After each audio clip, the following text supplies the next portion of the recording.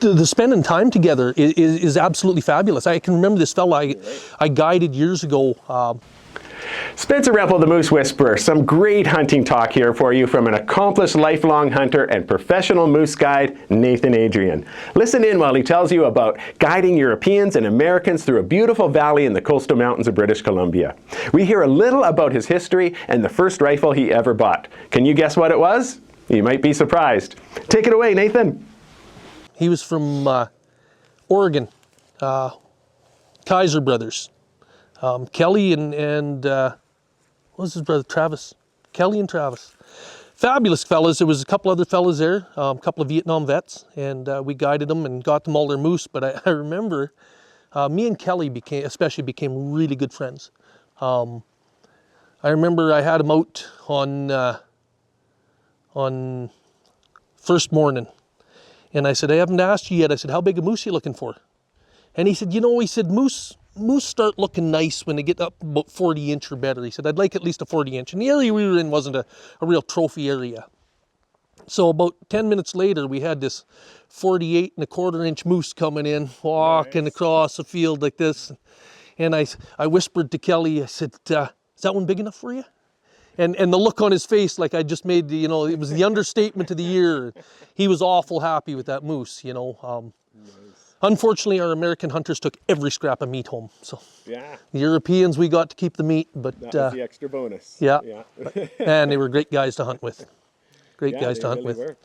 I'm so glad you brought me along on that. I still have to thank you for, you did that for a few years before me, and 7 years. I probably never would have had the chance or gotten into guiding if it wasn't for you bringing me along. I still remember the day you came and asked me, hey, you ever think about guiding? Oh yeah. Yeah, it's one of them things. That's how I got brought in. Yeah, my good buddy of mine from Fort St. John said, hey, you ever thought about going guiding? And I said, yeah, I'd go guiding. I was surprised, I never thought of myself as a professional hunter type, but there was a lot of moose there. It was pretty easy to be a professional hunter. Yeah. It's the amount of hunting, because a lot of people don't understand. So like you started hunting as a little kid, whether you were hunting squirrels or birds or whatever. Yep. But it's not even that.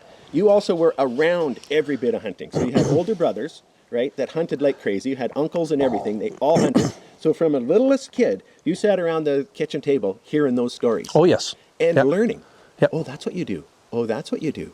Oh, that's interesting. And you were learning. By the time you were 12, 13 years old, got your own rifle, ran around the bush, you knew more than a lot of adults for hunting, right?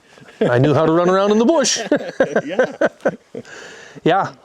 You started hunting first, like at my first 14, hunting license, I think I was 14, my first 14, hunting license. Yeah. Right I bought my own rifle at 13. Saved up every penny I made that summer and bought myself a rifle. Yeah. What'd you buy first rifle? 30-30 Winchester, model 94. Of course. Still got it. Yeah. Right yeah. Well, actually, I don't have it. I gave it to my son. Oh yeah. But and then I hunted with that for years. I wasn't very good with that. I don't shoot well open sights.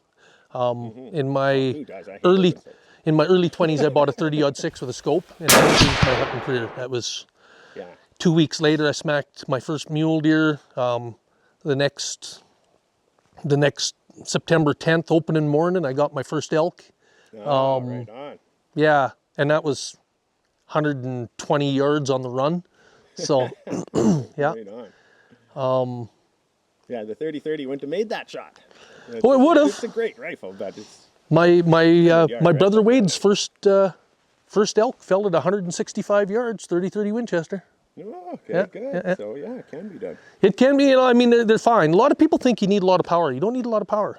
You need shot placement. Shot placement is key. If you don't have shot placement, it doesn't matter what you're shooting. You blow its leg off, it's just a wounded animal. Yeah. So, yeah. Yeah, that's true. True. Good stories, man. There you go.